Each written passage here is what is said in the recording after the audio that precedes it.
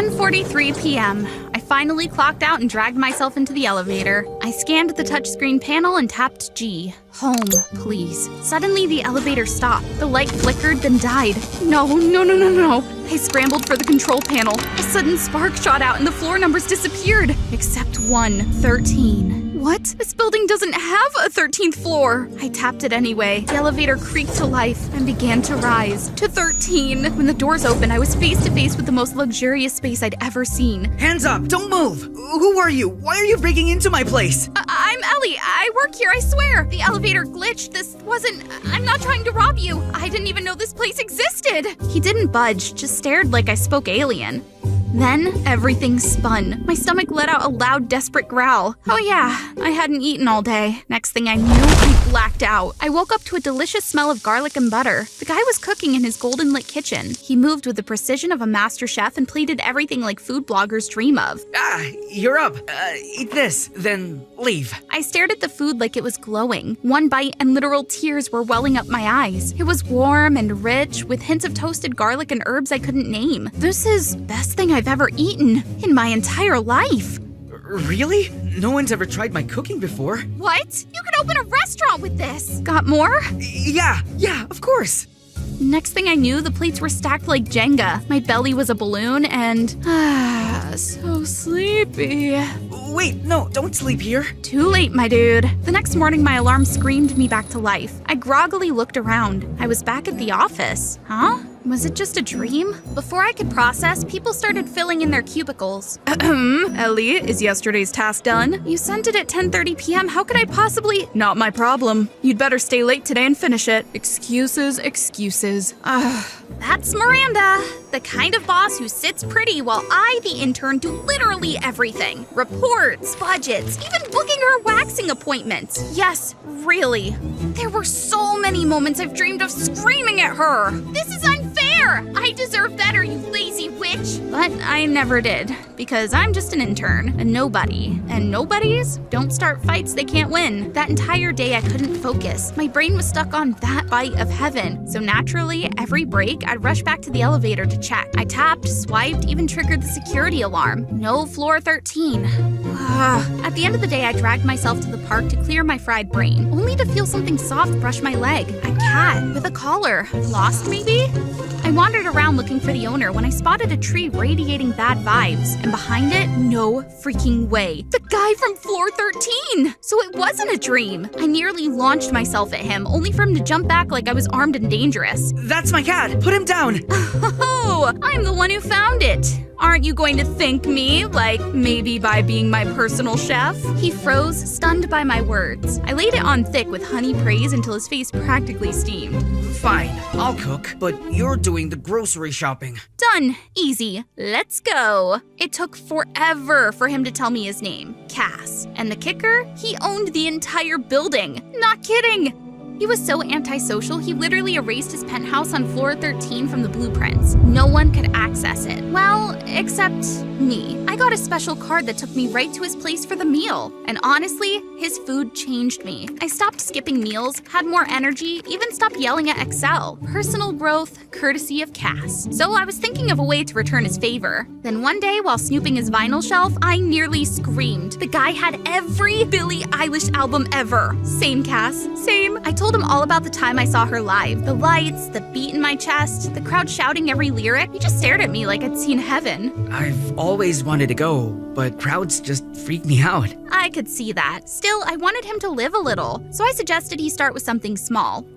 Like going grocery shopping together. Yep, real-world stuff. Cass looked like a feral cat in PetSmart, jumpy, suspicious, flinching at every announcement, but he powered through. Then came the cashier. Hey there, yes, price? Yes, bag me food? The cashier blinked, then slowly handed him the receipt like he was an alien learning to buy groceries for the first time. But hey, A for effort. Next was delivering lunch to me on floor 12. I picked the quietest times, made sure the least people were around. But there was one time when he bumped into Miranda and her office gossip squad. They circled him like sharks, prying, sneering, thinking he was an intruder. I held back. He needed to face this himself. I came to give Ellie her lunch! The whole hallway froze. Cass looked ready to sink through the floor, but he held his ground and walked straight up to me. My gosh, I was so proud of him. Another day I had to cancel lunch with him because Miranda and I had a big client meeting. 30 minutes past the start time, still no Miranda. She claimed she was stuck in traffic. Meanwhile, the clients were losing patience, slamming the table, ready to walk. I tried to stay calm and did the unthinkable. I started the meeting without her. Me, the intern, running a multi-$100,000 pitch. I answered questions, presented the deck, and I rushed it. By the time Miranda strolled in, the deal was basically signed and the thanks went straight to me. I floated out of that room and decided to treat myself at my favorite little diner. But then the owner, old Mr. Han, brought out my food with a look that screamed bad news. It seemed like business had been slow and he'd have to close by week's end. Suddenly, my mood plummeted. I tried to savor every last bite when I felt this weird presence. Cass, face pressed to the window, glaring like I just cheated on him with someone else's food. I waved him inside, explained how special this diner was, and introduced him to Mr. Han. Oh, is this your friend? Cass tensed, but Mr. Han simply offered his hand. You don't have to talk. I get it. You're not into strangers, huh? Cass blinked, then shook his hand. A small gesture, but huge for Cass. A few days later, I got a text from him. New drop-off spot behind the diner near your office. Weird. I headed down totally confused. Then I spotted the old diner fully packed. Like line out the door, people fighting over seats packed. Then I spotted Cass peeking from the back door, apron on, holding my lunch with a proud little smile. Surprise! I bought the place. What? Turns out, he'd been secretly helping Mr. Han for weeks. Fixed the menu, upgraded the kitchen, even added a new takeout window. People loved it.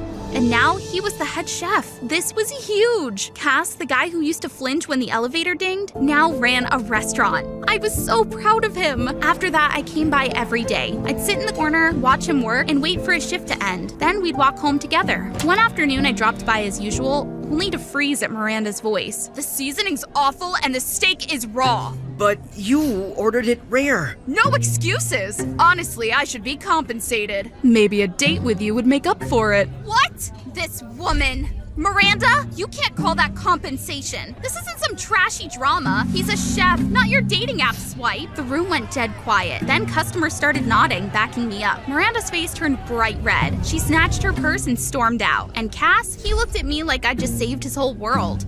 The next morning, Miranda called me into her office. I braced for the axe, but instead, "You're doing tomorrow's client pitch. Biggest of the quarter. Don't mess it up." I couldn't believe it. This was my shot. I spent all night perfecting the slides, graphs, market analysis, everything color-coded. I was ready. When I stepped into the boardroom the next day and pulled up my presentation with full confidence, it was a mess. My stomach dropped as Miranda sat quietly at the back sipping her coffee like she wasn't watching my entire career catch fire. Then something snapped inside me. I started speaking from memory. I explained everything, from strategy to projections. I owned it. When I finished, the room went silent.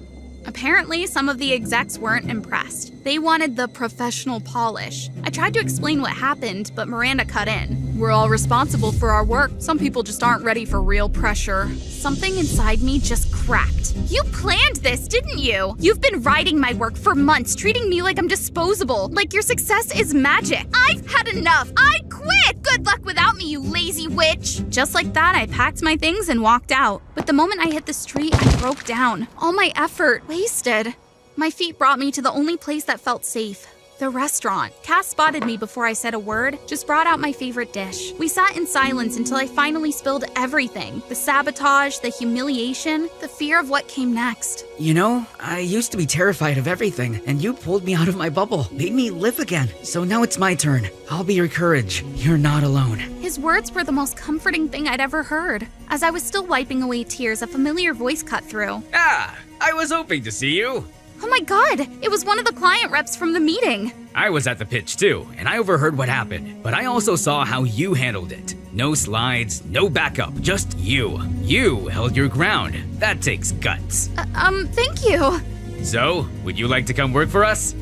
What? Senior associate, full-time, benefits, real leadership that doesn't throw you under the bus. Cass nudged me, nodding, and suddenly it all clicked. My story wasn't ending. It was just beginning. Senior associate, huh? Think you still have time for a Billie Eilish concert? Are you serious? Will you be okay, though? Cass nodded. Of course. I got you by my side. You want to marry her and you haven't even spoken to her? Oh my gosh, I see a whole wedding going on in your head. How did you know that? Don't say her name, okay? Jade, what about me? I don't want to make you blush, but you're thinking about that time you wet your pants in 9th grade. Jade, you're impossible! He turned bright red as everyone cracked up. That kind of chaotic scene was pretty normal during break time, with the boys always daring me to join their silly games. And you're thinking about ditching class to play soccer, aren't you? Can you keep it down? Don't let the teacher know. Honestly, their childish thoughts were all floating around me like speech bubbles in the air. Boys are such dummies, I thought to myself. Hey there, I'm Jade. Growing up with 3 older brothers and hearing 1,001 stories every day, I was pretty confident I could read every guy's mind and understand all their actions. That helped me kick the jerks out of my life real fast. But it also got me the reputation of being a weirdo that no guy dared to get close to. Bummer. I wanted a boyfriend too, you know. Why is every couple hanging out in the hallway today? I just walked alone carrying my books. Whether I liked it or not, I could see words forming sentences above the heads of these clueless boys floating in midair. I like Mia's hair. Yeah, tell her that. She'd be thrilled. This conversation is so lame. Not as fun as the girl I met last night. Another 2-timing jerk. Should I kiss Linda or not? Whoa, slow down, bruh.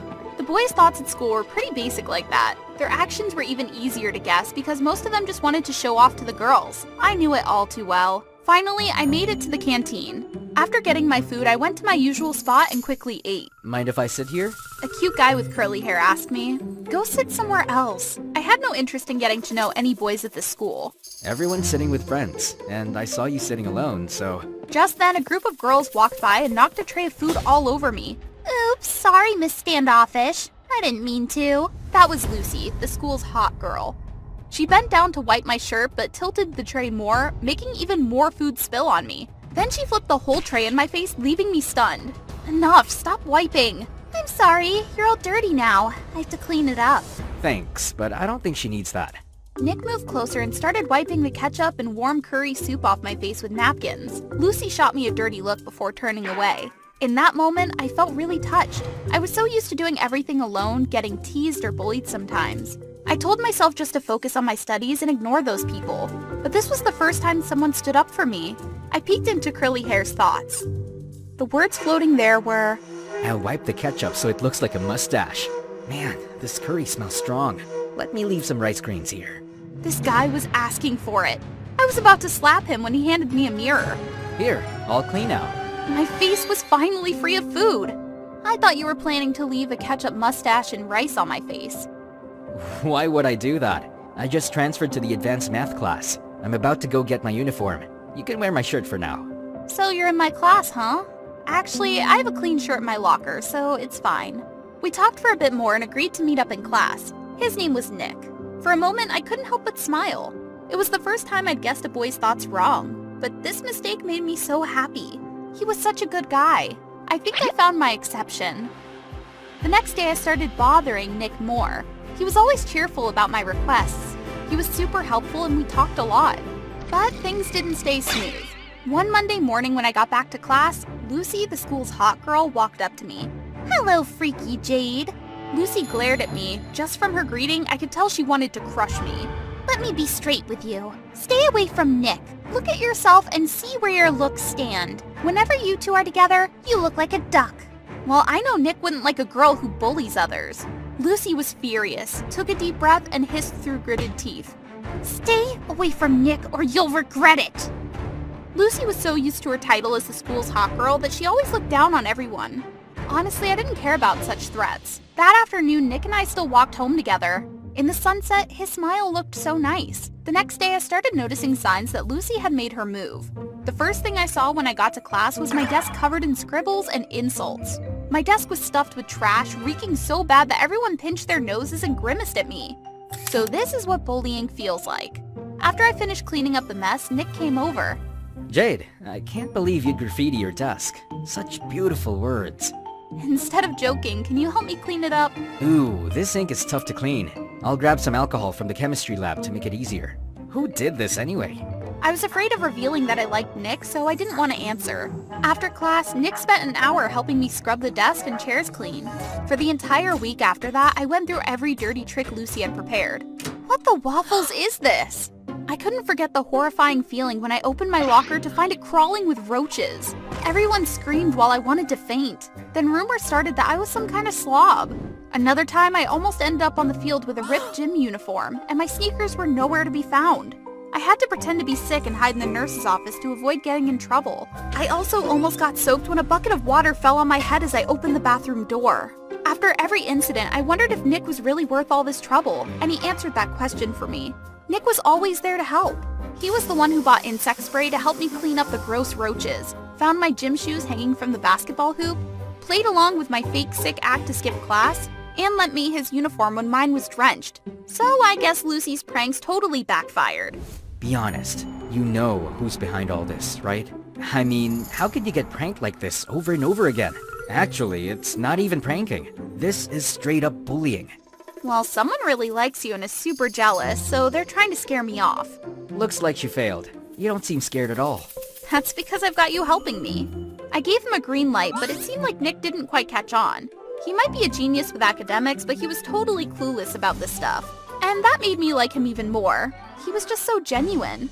But there were times when I saw Nick being all friendly with other girls. Like he'd offer to clean up for Lena so she could leave early for something. Then he'd help some girl catch a ball on the basketball court, making everyone cheer.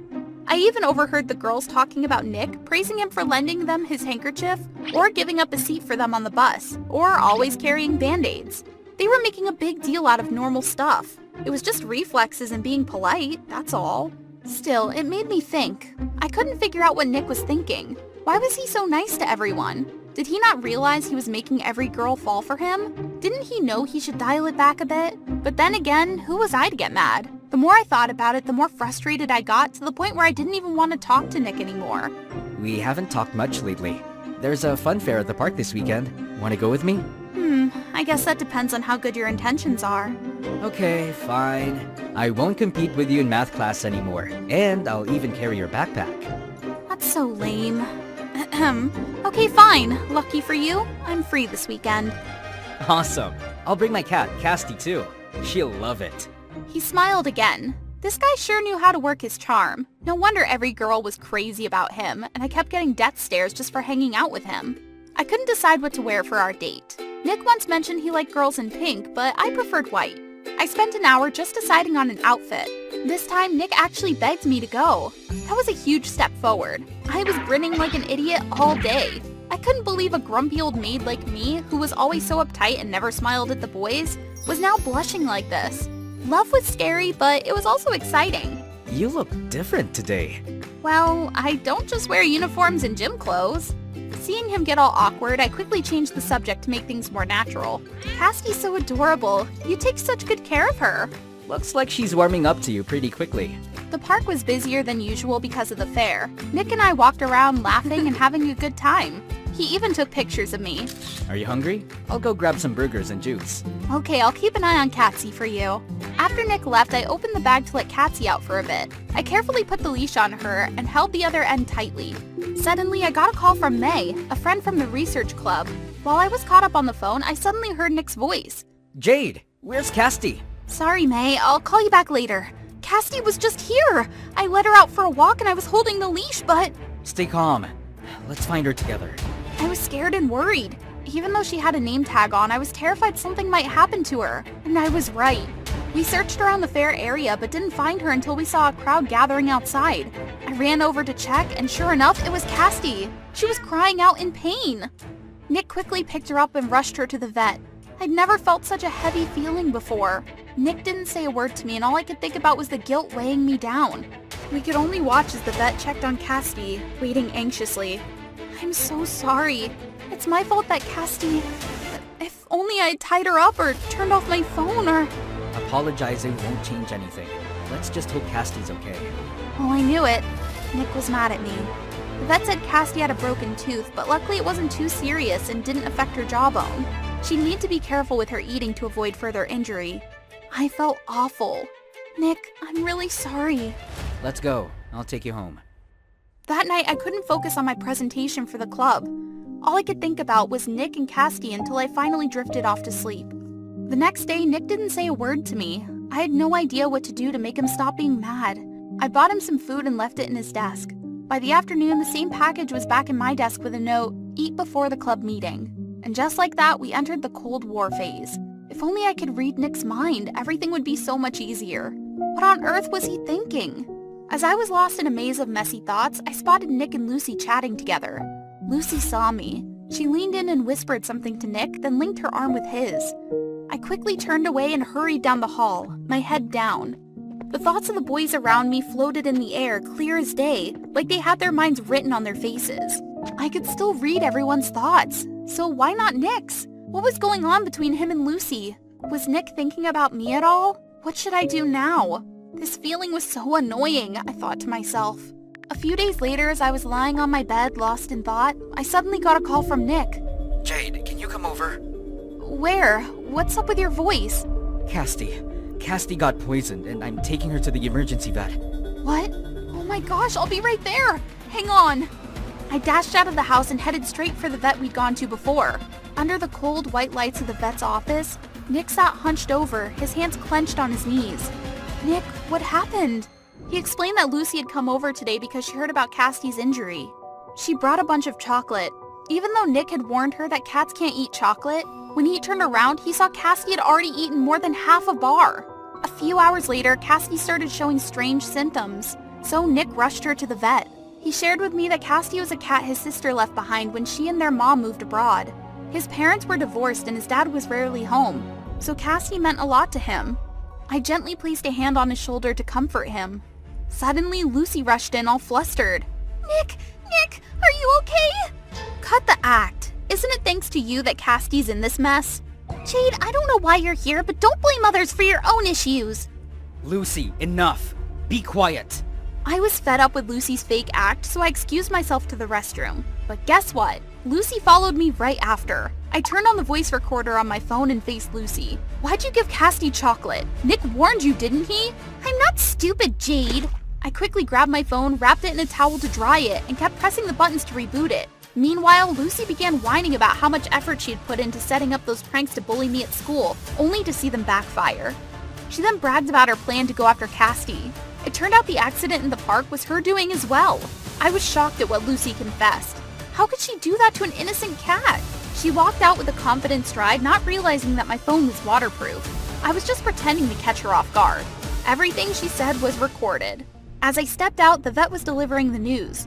Casti needs careful care and close monitoring for several days. The unhealed tooth will make recovery longer. However, Casti's out of danger now, so don't worry.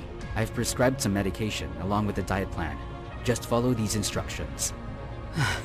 Thank you, doctor. Let me hold Casti. Stop the act, Lucy. Nick, you need to hear this. I played the recording from the restroom for all three of us to hear. I purposely hit that greedy cat while it was eating. If Nick hadn't stopped me, the whole bar of chocolate would have been gone. Nick's face grew more and more serious. He snapped. I can't believe you, Lucy. I never want to see your face again. Wait, Lucy was speechless with nothing left to say in her defense. On the way home, I asked Nick about his relationship with Lucy. I knew Lucy wanted to get closer to me, but I wasn't comfortable with it. I was just being polite. I guess I was too polite, but I'll change that. For you, so you don't misunderstand me. I completely lost my confidence when I couldn't read your thoughts. I blushed when Nick took my hand. Maybe it's because I like you, Jade.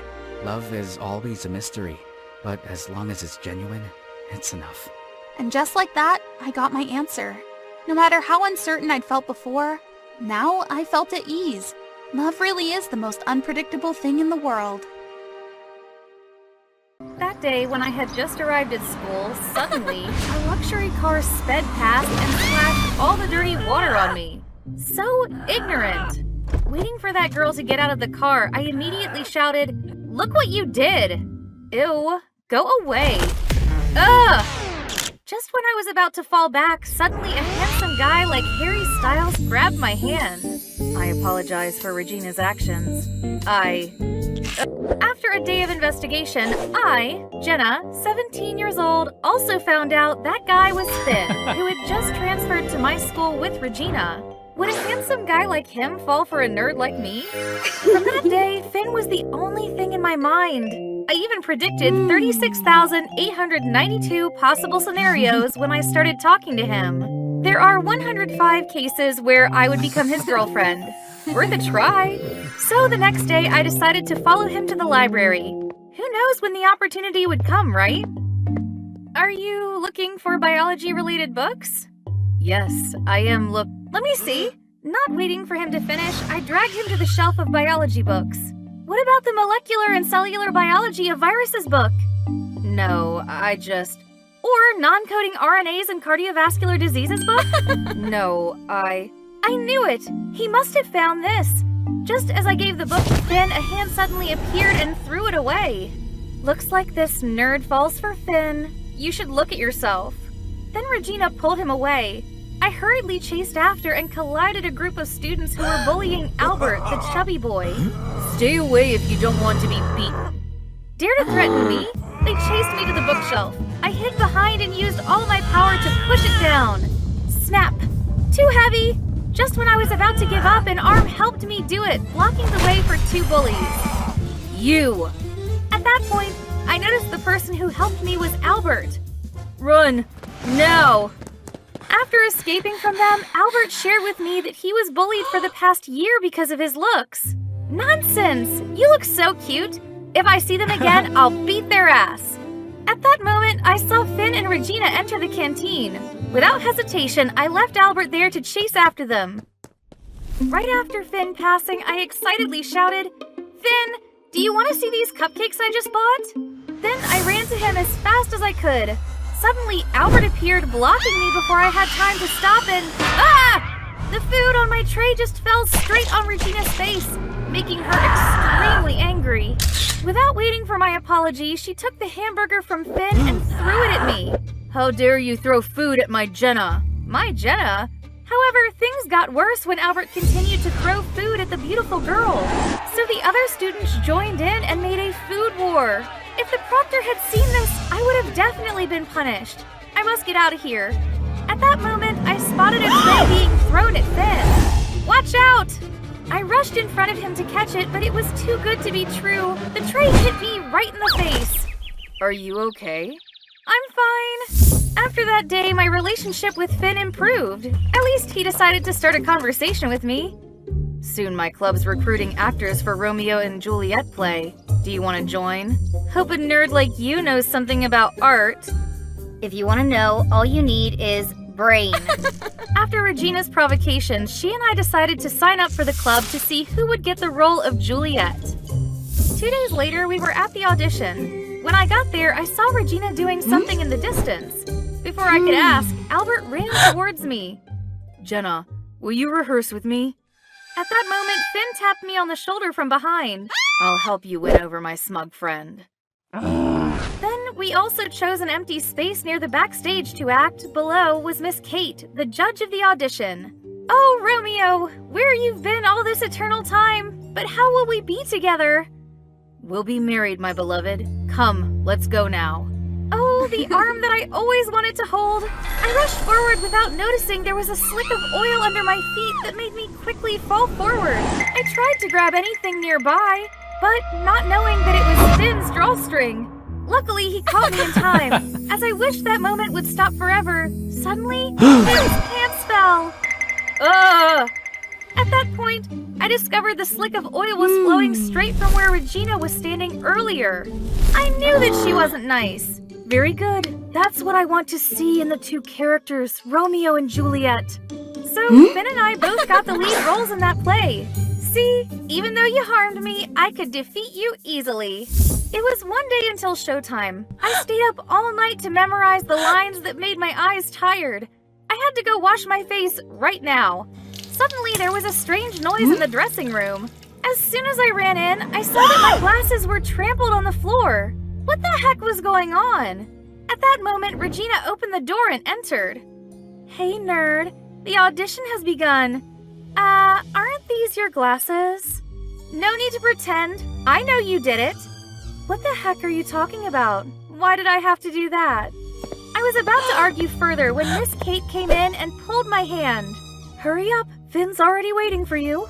She pushed me towards the model castle. Suddenly, Albert appeared, stopping me. Don't go up there, it's dangerous. Let's cancel the show. But I pushed his hand away and insisted on going up to the tower. I've been waiting for this chance for a long time. At this point, Finn started the show. Oh, my Juliet. I tried to reach out to the balcony to take his hand, but I couldn't see clearly.